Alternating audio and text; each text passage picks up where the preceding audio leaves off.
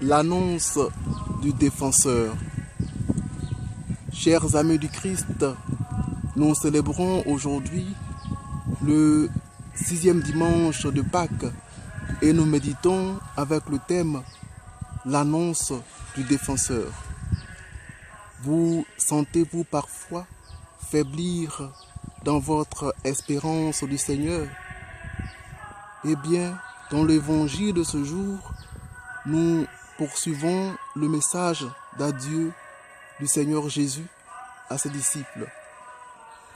Quoiqu'il les rassure sur son retour et son hospitalité dans la maison de son Père, il sait le désespoir de ses amis. Alors, il fait une révélation majeure, l'existence d'un défenseur. De toutes les promesses, celle-là semble plus immédiate et donc plus que jamais importante. Dans cette atmosphère de doute et de frayeur, un défenseur ne pourrait être que le bienvenu. Mais en dehors de la prière, ce défenseur paraît être attiré par certaines valeurs. Aimer le Seigneur et garder sa parole. Ainsi, le défenseur, qu'il nomme aussi esprit de vérité, demeurera auprès d'eux et en eux. Chers amis, voilà un grand rappel qui nous plaît, nous qui sommes épuisés à nous défendre tout seuls. Il y a un défenseur tout prêt à intervenir à chaque instant pour nous.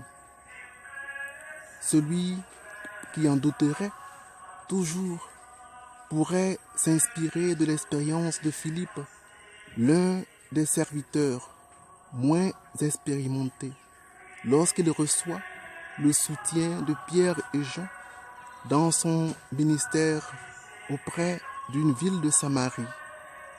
Le défenseur se manifeste afin de confirmer leur engagement. Aussi, désormais, il leur faudrait garder leur cœur dans la sainteté, afin que le défenseur fasse un avec eux. Ils sauront sa présence s'ils parviennent à garder la douceur et le respect, et surtout à porter quelques souffrances en faisant le bien. Chers amis, il n'y a pas lieu de désespérer.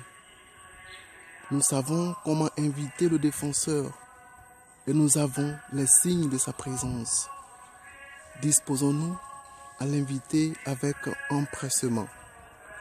Viens, défenseur, viens, esprit de vérité.